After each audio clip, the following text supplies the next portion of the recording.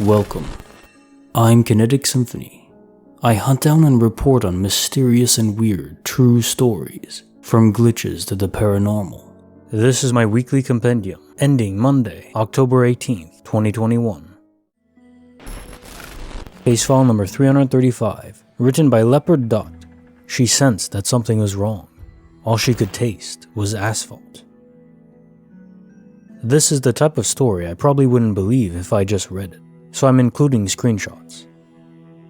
I've been hospitalized for a week, and last night at 8:08, I got very restless, anxious, and my stomach felt like it was pulled through my body by a string. I was really fixated on the feeling of a road or accident. Asphalt. I could almost taste asphalt.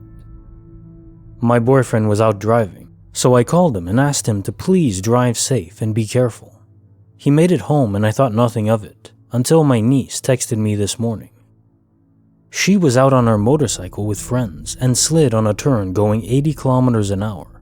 She skidded across the asphalt and her motorcycle smashed into an oncoming car. It's well beyond any type of repair.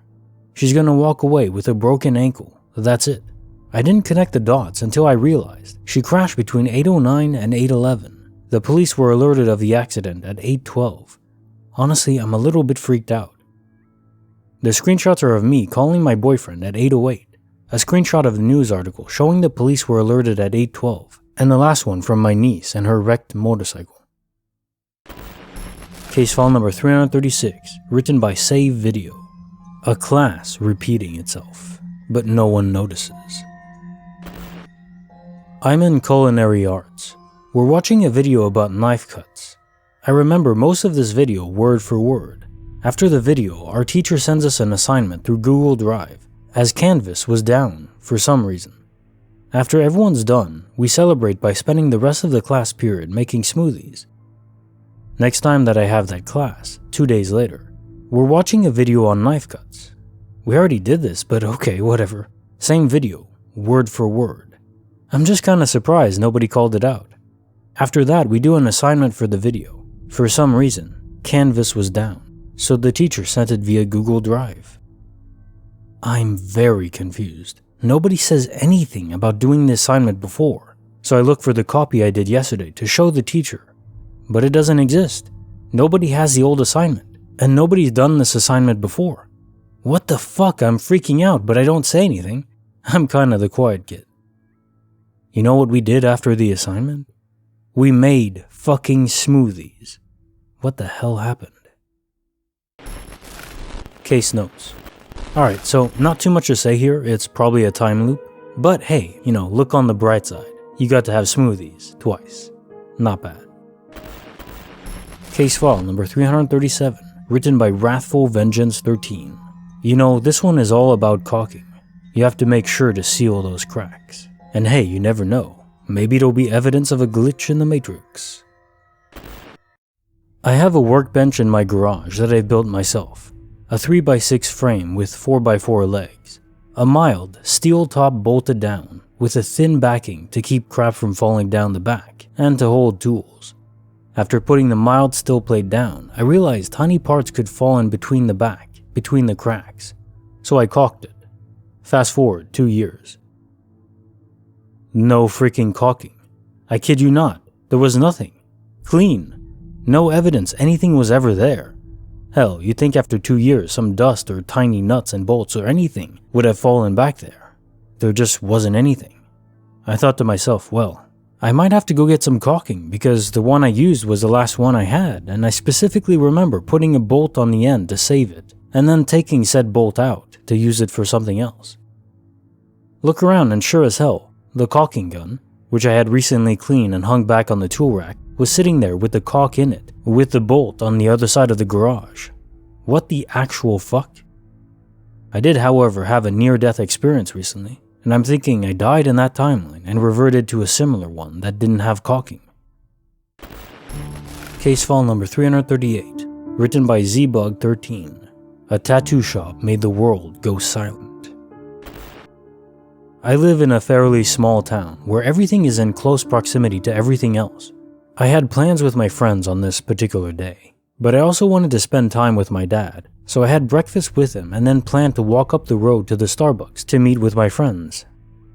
When I left the restaurant and started walking, the town was normal. People walking around, a few cars buzzing by, etc. A man passed me on the sidewalk, and at that same moment, I stopped next to a tattoo shop to send a text, and I felt everything go dead silent.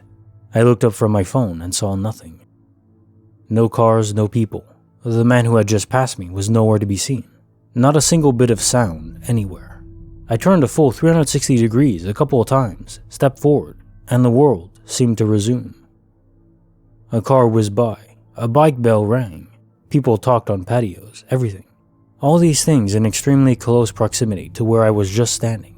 I definitely should have heard them. I still don't understand what happened that day, and I haven't brought myself to go back to that tattoo shop. Case file number 339, written by That's What I Do. 1. Guardian Angels in Suits. This was in 2014 or 2015. My girlfriend and I were staying in a hotel called Stay on Main. I only learned later about the hotel's history. I only stayed there because it was so cheap. That place was freaky as hell, but anyway, I digress. My girlfriend and I were walking to a parking structure where our car was because we planned on going to Disneyland. As we were walking there, my girlfriend noticed a shortcut to the car, down an alley. My instincts told me no, let's just walk around since it's a nice day outside anyway. She insisted, fuck it, let's go.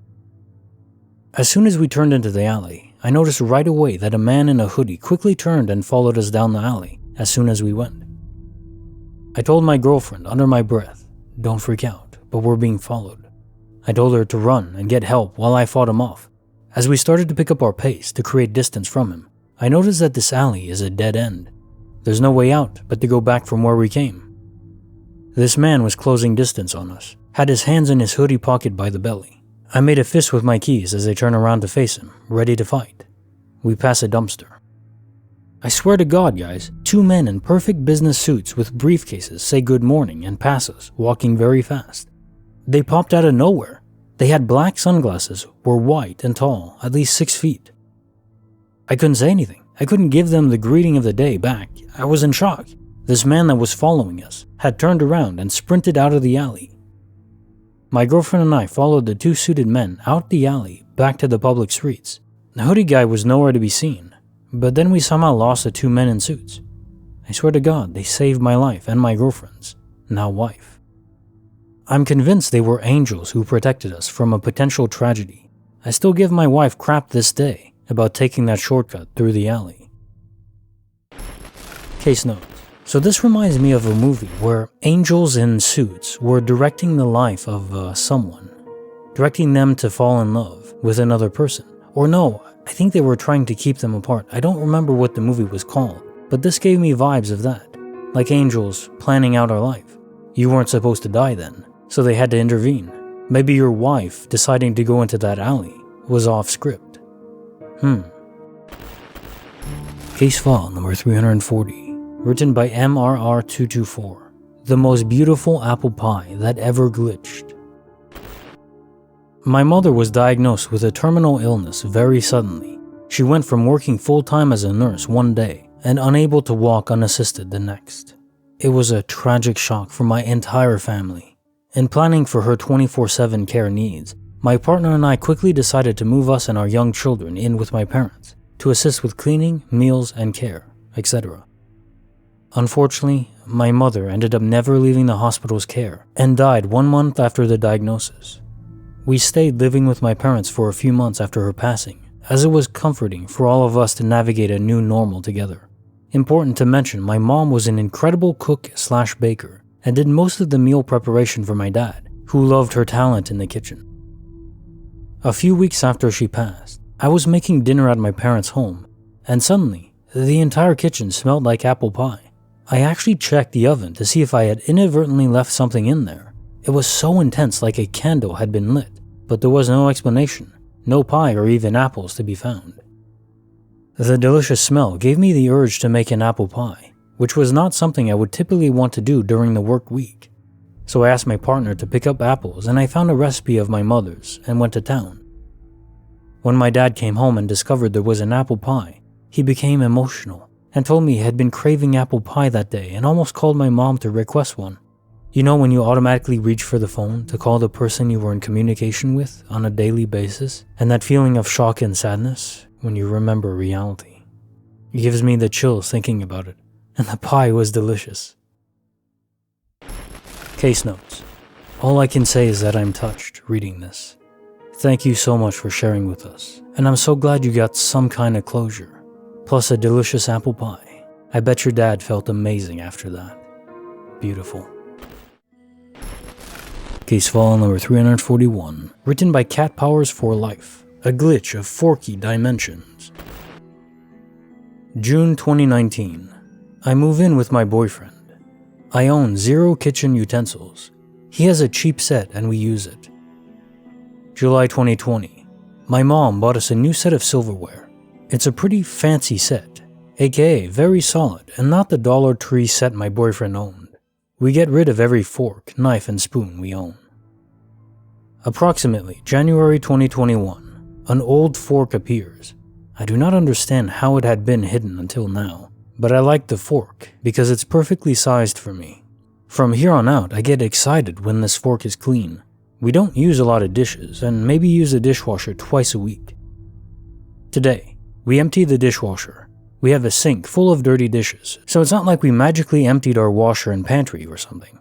There are now 2 old forks. I just don't have an explanation. I feel so fucked up over a damn fork. Bonus file, written by Free Cicada 502. If all of this madness happened to me, I would go crazy. I, 19 female, live in a small town in South Carolina. We only have a moderately large population because of the Air Force Base. I've lived here my whole life in the same house. It was built in 1971. My father bought it with his ex-wife, and my mom, his current wife, moved in 2001.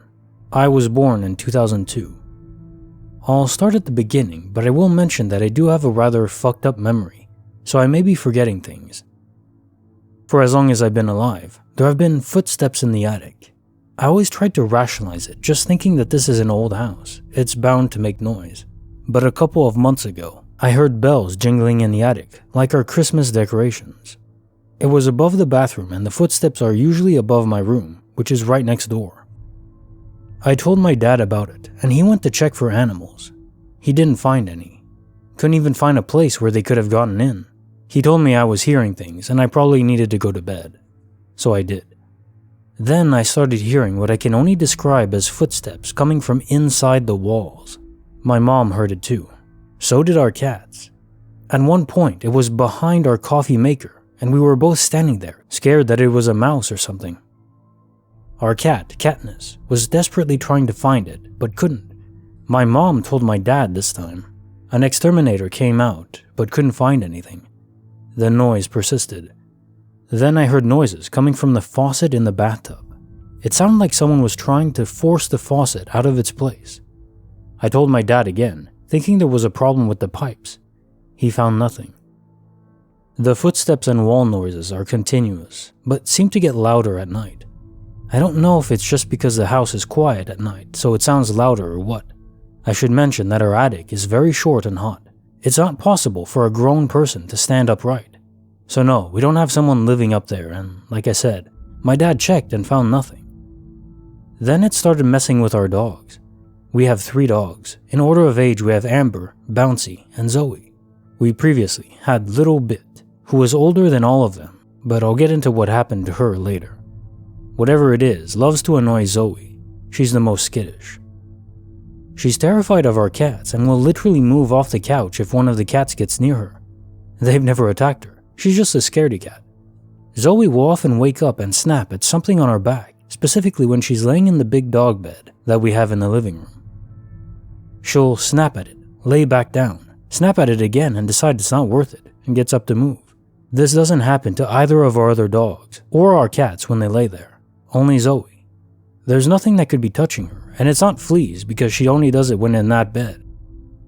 The thing scared the fuck out of our oldest dog, Amber, twice. Amber and Zoe are the most needy, terrified of loud noises like thunder and fireworks. and Amber trails after my mom 24/7. I never saw this, but apparently, something scared Amber to the point where she tried to sit behind my mom on the couch, and she's a big dog, golden retriever mix. She only does this with thunder and fireworks. None of our other dogs did this, just her, and she did it twice. No knocking on the door that she was laying in front of, which even if there was, she wouldn't be scared. Rather, she'd start barking her head off. The last thing it does to our dogs is the hardest to talk about. Bouncy is a Beagle mix and quite large. We call her Bounce because when she was a puppy, it always looked like she was jumping instead of running. Little Bit is a Chihuahua, Pug, Boston Terrier mix. Her name is obviously because she was quite small. My mom liked to say she was a little bit of dog. She was extremely sweet and motherly to our cat, Katniss. We found her under our house when she was 2 days old, and Little Bit helped with things like making sure she didn't fall and helping her go to the bathroom. Bounce is very neutral, doesn't scare easily, and doesn't really like to play. However, she has killed cats that have managed to get into our backyard, and unfortunately, those cats were strays we fed and came to love. Bounce and Little Bit started fighting, like trying to kill each other. The first time was the night before my first day of school. I can't remember what year it was, but it was like within the last 4 years. I remember I had a coconut hair mask on, and had just gotten out of the showers, so I wasn't dressed yet, just in a towel, and all of a sudden I hear snarling and barking and my mom screaming her head off.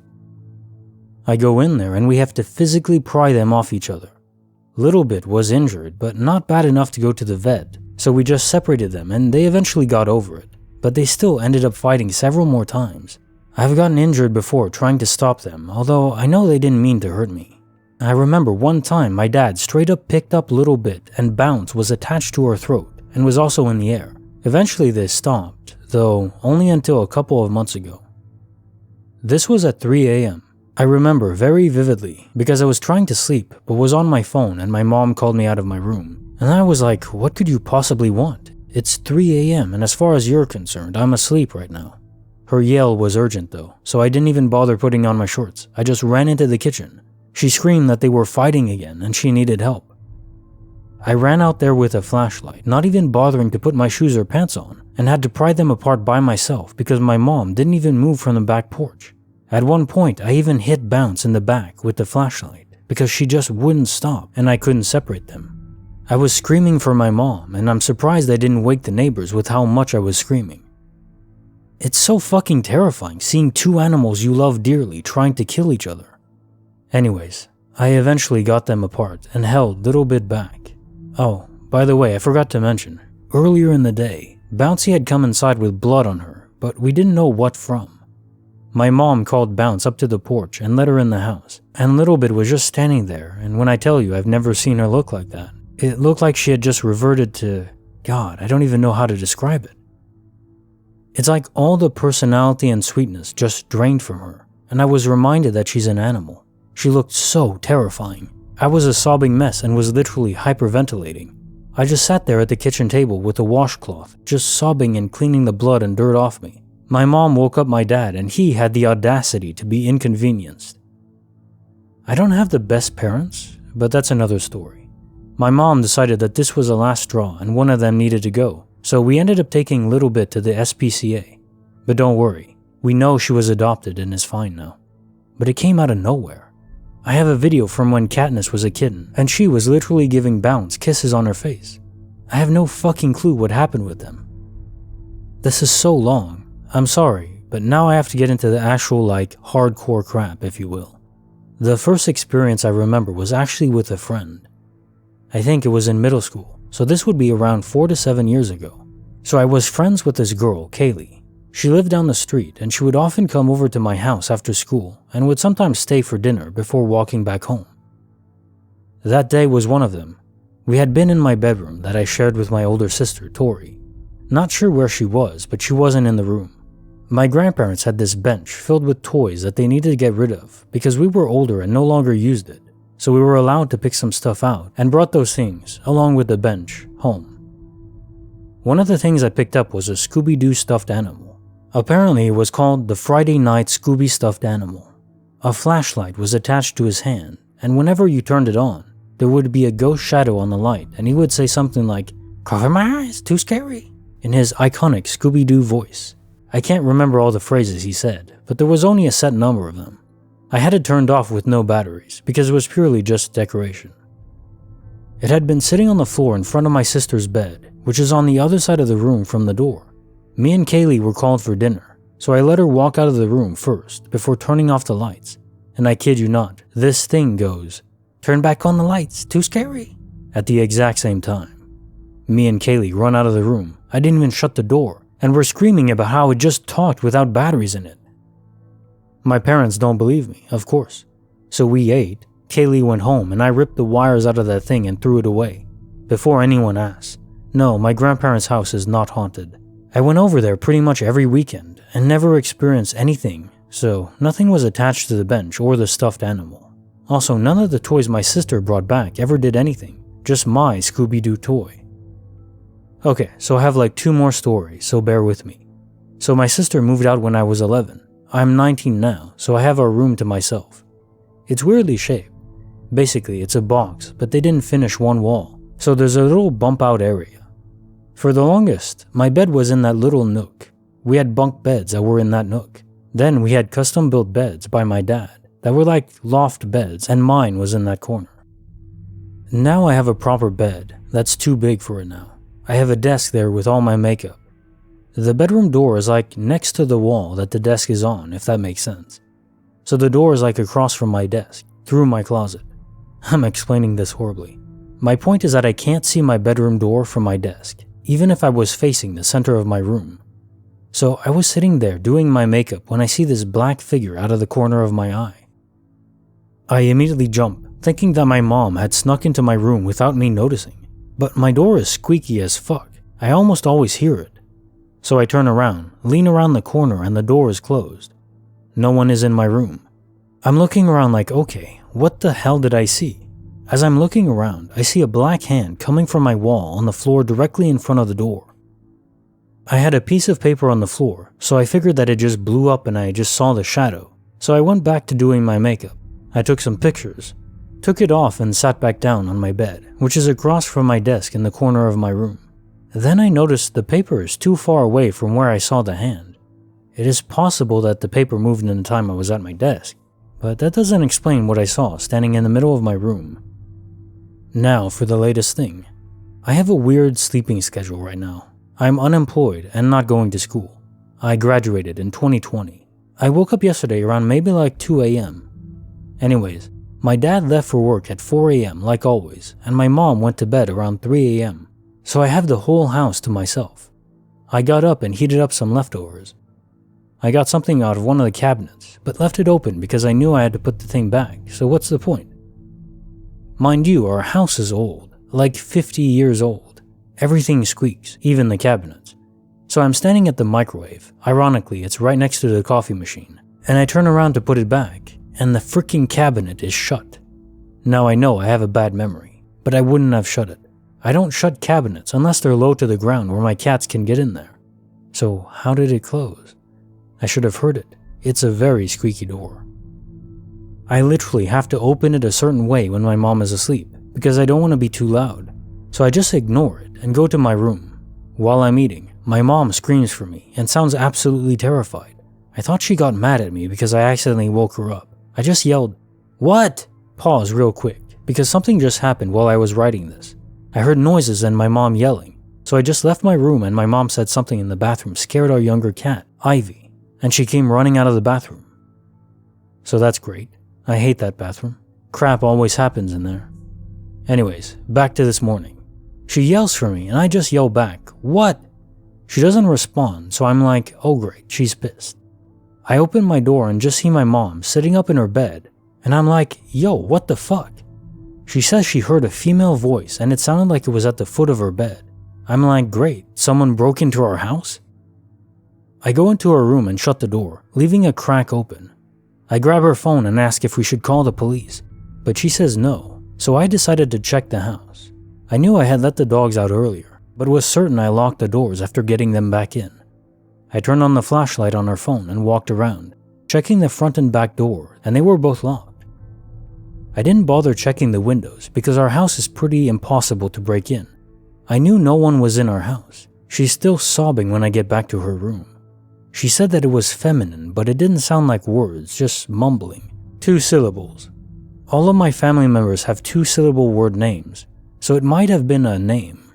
I asked her about sleep paralysis, and she said that she could move, but the voice sounded so clear. I told her about the cabinet because I remembered it, and it happened literally less than an hour before she woke up, and she didn't even say anything about it. She didn't go back to bed until my dad got home around 2 p.m. Bounce and Zoe were laying on the floor in front of her bed and didn't react to anything. Amber was laying next to my mom and was literally trying to sleep while I was in there talking to my mom.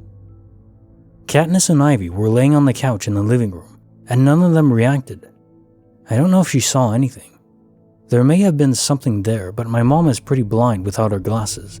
She has bifocals and was also dark. But this is really starting to freak me out. My cats will just sit and stare at the corner of the living room that just so happens to connect to my mom's room. I thought for the longest time that it was the old man next door. The shadow person that I saw didn't feel feminine, but it also didn't feel threatening. I've woken up with bruises in random spots, and while I do move around a lot in my sleep, my mom would hear it if I hit a wall. I have no fucking clue what to do. This, along with a lot of stuff that happened with Kaylee in the forest that surrounds our neighborhood, is really getting to me. I don't even wholly believe in this, but what else could it be? How do you imagine a sound? We're not even close to being religious.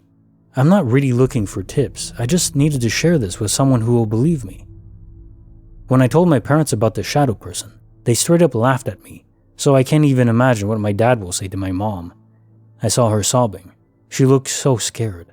She called me because she thought someone might be in our house, like that's how sure she is that she heard it. I'm honestly so sick of this house. I just want to leave it in this town.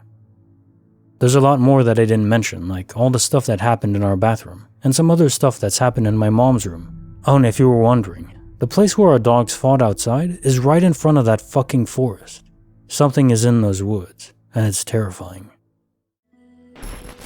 File number 342, written by Dragoness.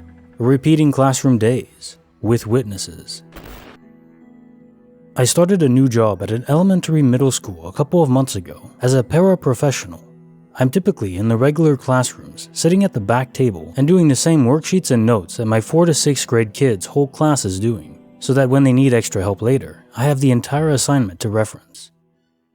Occasionally in one class, when the teacher asks the class, "Do we cover X yet?"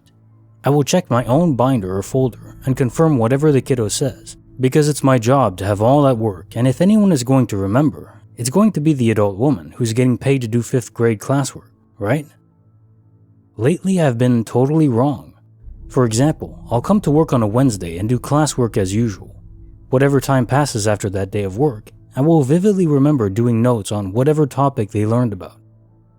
I colored the page to set an example of what's expected. I cut and glued things meticulously in a notebook, and I even know which kids I pulled to check on and what they were missing. I could practically reteach the whole lesson. Yet, when we start class on a Friday, that lesson is started again to me, but for the first time for the class. I look at my binder and the notes are gone. I still remember the entire lesson accurately, and I'm even able to take notes before she moves on to the next section. This normally wouldn't bug me so much, but there have been 2 other children who consistently are adamant that we repeat days in this specific class. When I go to check on them, they also write notes ahead of time and whisper, "Miss Dragoness, we already did this, remember?" And at first I wanted to tell them that I thought so too, but we must have made a mistake confusing similar material for that day's lesson. But now I just have to tell them to just take the notes again, because obviously the 5th grade social studies classroom is not the place to discuss reality shifting and the Mandela effect. The whole situation has become kinda creepy to me, especially since when I asked the teacher what we did on the day I remember initially taking the notes, she tells me she doesn't remember. Also, this is my only class at this grade level with this teacher every day. There's no chance that I was in a prior day with another class who's ahead of this one. I would say in a 2-week period this happens 1 to 4 times, always the same kids who frantically check their folder because they're positive they all turned in that worksheet a few days ago. Most days when that question gets asked, I actually do have the worksheet. It was for the correct day, and everyone remembers doing it. Case file number 343, written by Kim Possible, The Extrauniversal Beep. Alright, I'm not quite sure what to call it, but maybe someone can help me figure out what's going on. This happened 3 nights ago. We can't recall the time, but it was past 7:30. I was hanging out in my living room with my boyfriend, and I'd just gotten a cup of Sonic ice cream from the freezer. I was sitting down and expressed that I was cold, so he grabbed a blanket and covered me with it. As he was doing that, I leaned forward and tossed the plastic lid onto the table. We had just leaned back on the couch when we suddenly heard a loud beep. It was about 3 seconds long. We both turned our heads to the right to try to figure out what it was. He was sitting to the right of me. This noise has never come out of our house, and the only speaker in the house was in the opposite direction from where the sound came from. After about 4 seconds of looking at the chair, we looked each other in the eyes, saying, "What the fuck was that?" I was still holding the cup of ice cream the entire time. After about 20 seconds of trying to figure out what the noise was, I looked down at the cup in my hand. The lid was back on the cup. I told my boyfriend this, and he said he also saw me toss the lid onto the table. We're kind of freaked out about it, and more weird stuff has been happening lately. For background, my boyfriend and I live with my friend and his family. Since we don't really have our own room, we get to have the room of whoever isn't sleeping at the house, whenever that happens. Otherwise, we sleep on the couch. We were hanging out in my friend's room because he was spending the night with his friends. We always have been fascinated with his photo wall. He loves the color red, so he has an entire wall of just red photos, which my boyfriend and I have just stared at for long periods of time in the past. We've come to memorize where a lot of the photos are placed and what photos there are. Ever since the beep, we've noticed new photos, some of them being switched around. Some of them aren't even red, which definitely weren't there before. Along with these changes, some photos are completely covered up. Generally speaking, the wall looked messier and less put together. Upon asking my friend about if he changed anything, he said he hasn't touched it since it was put up. Whatever, right? We went on with our night. My boyfriend went to get us some water. He unlocked the door and left, turning the knob to fully close the door. I thought to myself, I hope he locked the door. I don't want anyone else to walk in. And I didn't even check it because I was occupied with a number drop game on my phone. My friend's cat came up to me and I petted her for a while until my boyfriend came back. He tried to unlock the door and he couldn't. So he knocked. I asked if the door was locked and he said yeah, to which I unlocked the door and asked him if he locked it. He said no, because he fully turned the knob to close the door. This freaked us both out. Again, we tried to brush it off. Nothing else happened that night, but there are a couple more things we've noticed. Alright, so my boyfriend and I were talking about the beep and what could have happened, and we came to the conclusion that it might be dimensional jumping. We still are very unsure and have no real idea, but I decided to check my phone's photos because if I'm in a different dimension, there's no way every single photo is the same. I looked at these photos just a few days before the beep and remembered most of what I had, so I knew I'd recognize anything different. I looked at my oldest photos and there's photos that I have deleted in the past, and new photos I didn't even know I had. Some of my favorite photos aren't on my phone anymore. I had some really nice ones of my sisters and they're not there anymore. I'm still not sure what to think of this because I still have photos of my ex from 2020 that I know I deleted. After hearing an ominous beep a few days ago, some things just haven't really been the same. We went to our local Safeway a couple hours ago to get groceries. When we were driving into the parking lot, I noticed that there was a missing speed bump. I asked my boyfriend about it and he agreed with me. There was only one speed bump in that whole lot, which there used to be 4. There's no evidence of them ever being there either, because if they were removed, we'd still be able to see where they used to be. This doesn't seem like a big change, but with the other things we've experienced, this is freaky. Case notes. So a quick thought here. We know that quantum immortality is a thing, or at least we have so many stories of it that it seems very likely. But one thing about it I've always wondered is, how is it decided who goes where, right? If there's almost an infinite amount of parallel universes, and say you die, then what is the determining factor that sends you to a different one, and why that one? Is it the one that's most adjacent, like physically, in the multiverse? Or is it the one that's just closest to your current reality in terms of the same stuff happening? And also, let's say both you and your boyfriend somehow died. The beep was, I don't know, a bomb or something crazy like that, or a meteor hit your home and killed you both, something insane like that. Let's say something killed you both and then quantum immortality bumped you to a new universe. Does it bump both of you at the same time in the same universe? I suppose if you're connected, and the way it works is that whatever universe is closest to yours is the one you go to, well then maybe you and your boyfriend, because you're so interconnected, had a very similar universe that was ready and waiting, because you both seem to realize that something isn't right in your new one. Very interesting. Bonus file, written by Sedusa, Bringing Magic Back to Adults.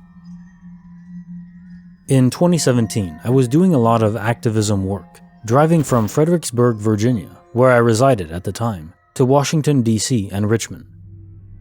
I was living with my father-in-law, and he had just gotten a brand new car, which I mostly drove as he had severe driving anxiety.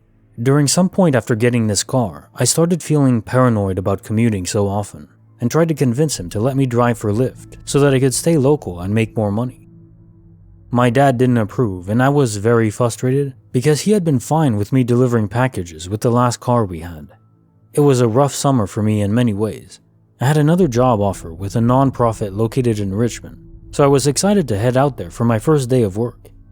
The day arrived and I felt great. I also had a lot of driving anxiety, so I was determined to let it go and just trust myself. On my way there, I was doing okay when suddenly this feeling came over me where I knew I was going to get into an accident. I didn't trust it. I thought my anxiety was getting bad, so I ignored it. I was about 15 minutes away from my destination when I came up on a parked car in the fast lane and didn't have time to do anything but slam my brakes. I slid into the car, which had hit the car in front of them. My knee cracked, airbags deployed, the hood crumpled and the glass cracked. Next, I was in an ambulance, being whisked to the ER, and I felt so guilty. My dad wasn't mad, just worried. But I was just tired of the bad luck. On top of it, my boyfriend at the time didn't seem to care and broke up with me that night. This, and a lot of other things, spiraled me into this deep dark depression. I felt invisible. I felt guilty. I planned my suicide.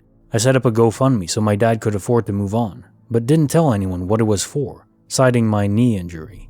I knew exactly what I wanted to do. I told a friend, and she encouraged me along, but also a lot of other friends she had told had made my photo their Facebook profile picture. I decided that God, the universe, etc. needed to prove to me that I was wanted here.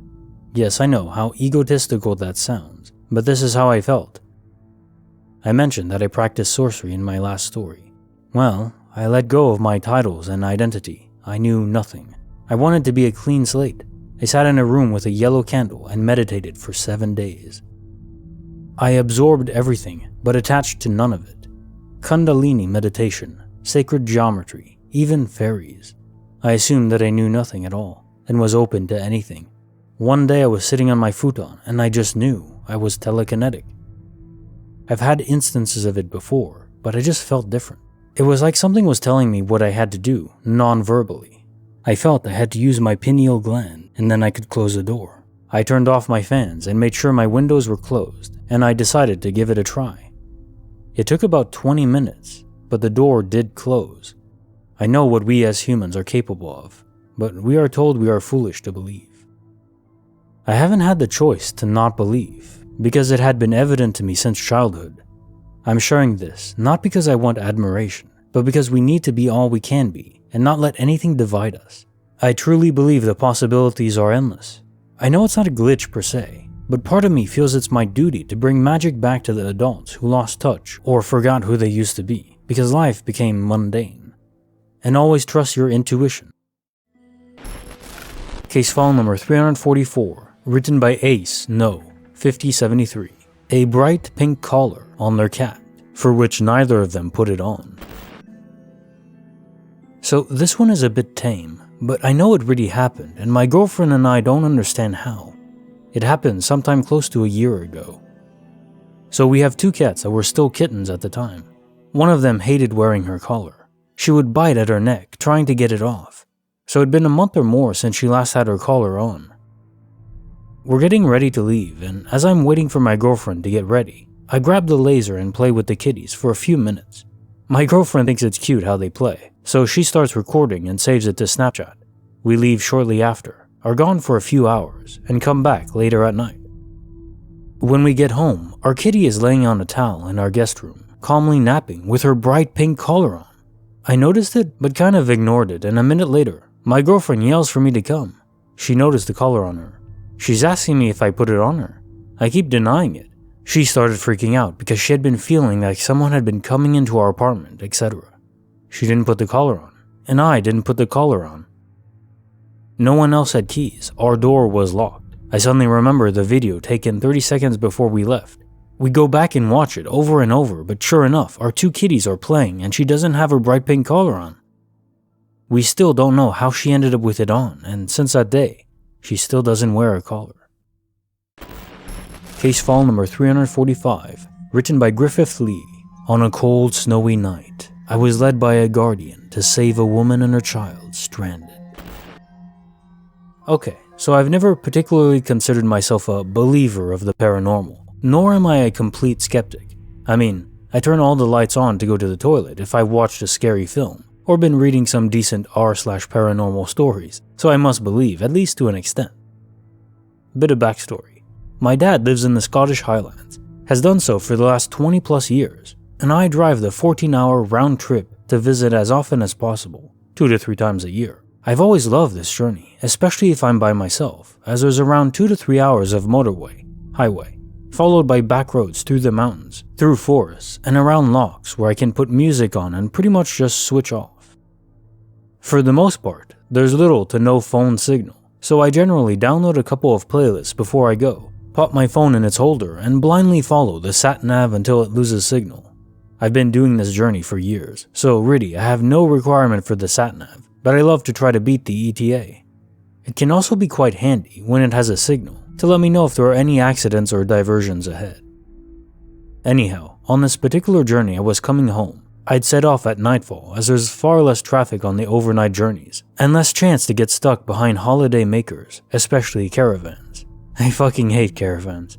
I was traveling south in January, and the weather was something else. My car showed an outside temperature of minus 12 Celsius, 10 Fahrenheit, and the snow barely stopped. It hadn't stopped since I arrived at my dad's house 4 days earlier. My wipers were on full speed, but still the snow kept piling on my windscreen, meaning I'd have to drive around half my usual speed.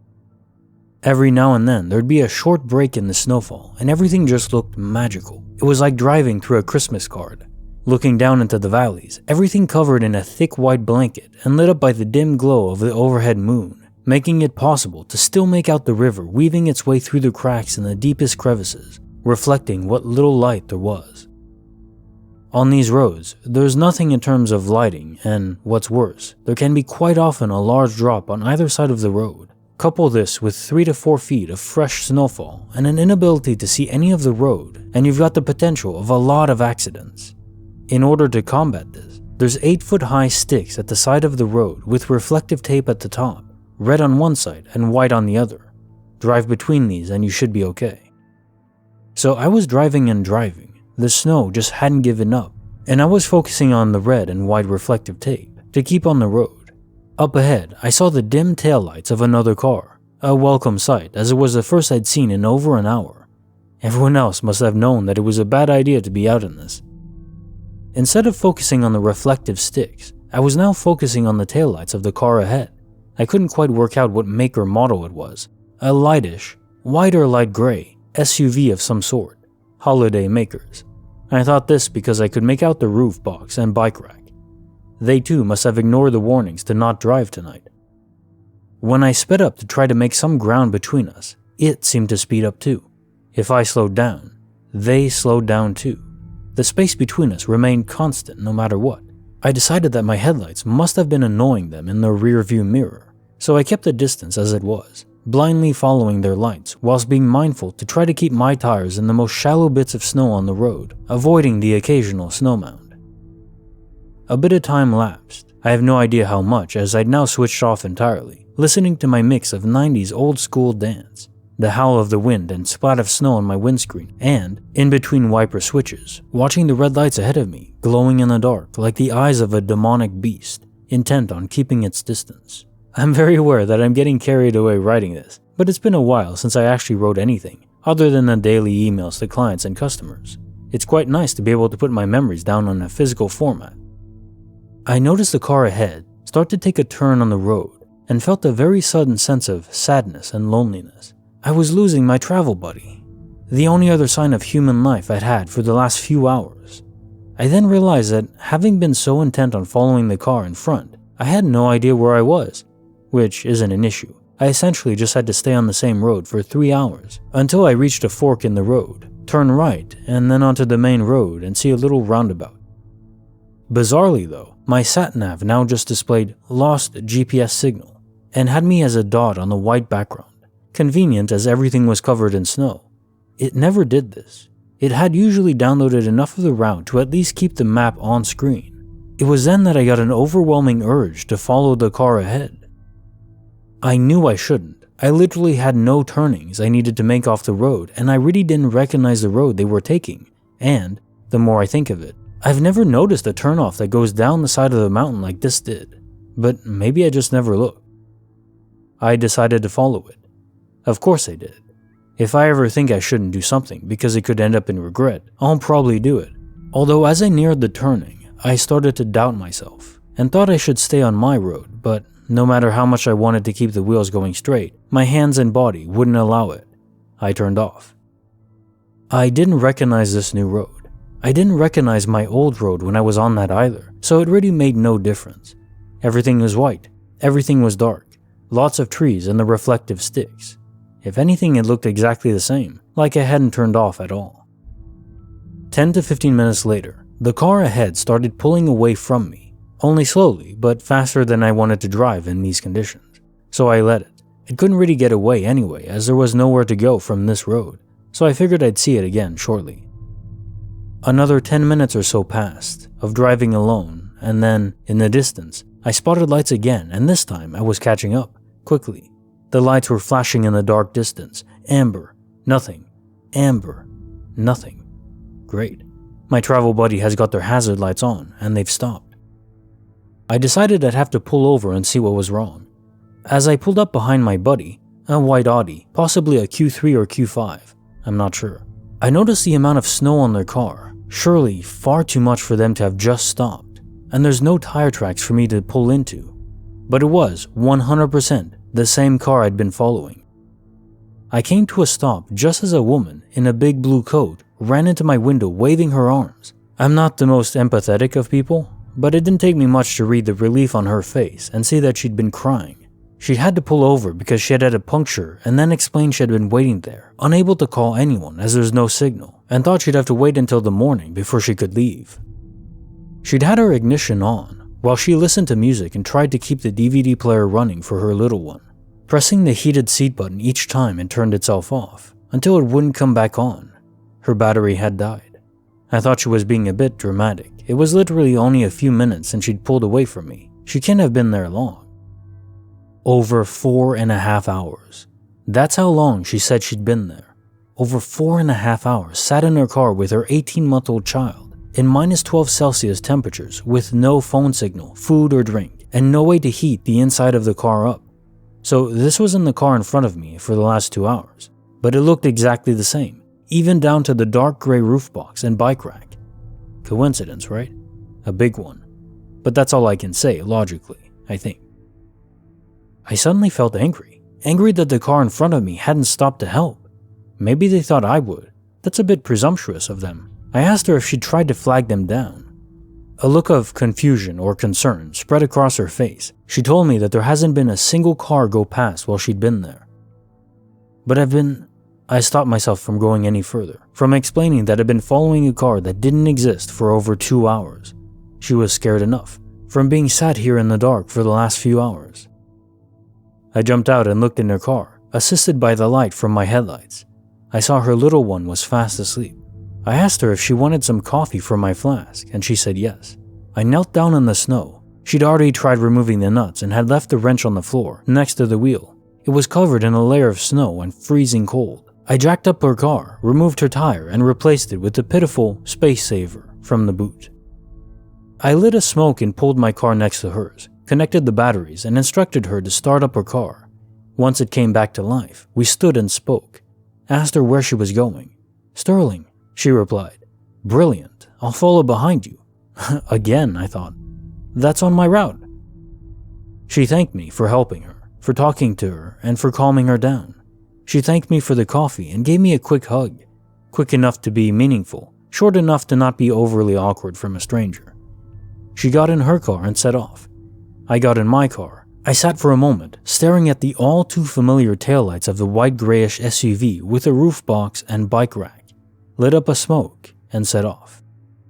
I sped up, caught up. I slowed down. She pulled away. Her speed remained constant. I kept wondering how she hadn't seen the other car that was exactly the same as her car. I kept wondering how I now knew where we were, but yet we'd not turned off or turned on to any other roads. As we neared the civilization of the A roads, I started to become aware of the tracks left by the new travel buddy.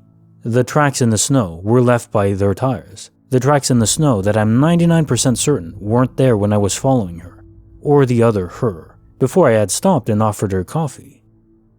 The snow eased as we entered a town called Kilmahog. We reached a junction and she turned right. I turned right. We were now driving in sleet, wet snow that leaves a dirty gray and brown slush on the ground. Wet snow that makes seeing much harder than normal dry snow. As we approached the roundabout, she indicated left for the first turning. I indicated right for the last, and pulled alongside her. She looked, waved goodbye, and left.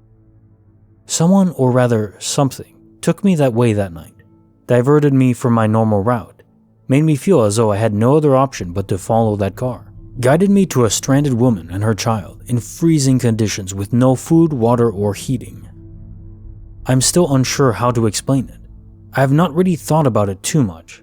I don't like not being able to understand things or give them a logical explanation. It makes me feel uneasy. I certainly never thought too much about the paranormal either. I've always presumed if the paranormal was real, it would present itself to me if it needed to.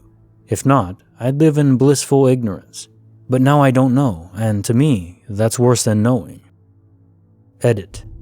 Thank you so much for all the comments. I genuinely feel like I was sent there that day to help someone. Ironically, I was in a dark place at that time and remember thinking that I could easily drive off the road and it would be days until my car was found. Nothing like being alone with your own thoughts, eh? This ghost car gave me something else to focus on. The woman and the child gave me a bit of an uplift. If you enjoyed the video, give it a like and leave any thoughts you might have down below. I always like knowing what you guys think too.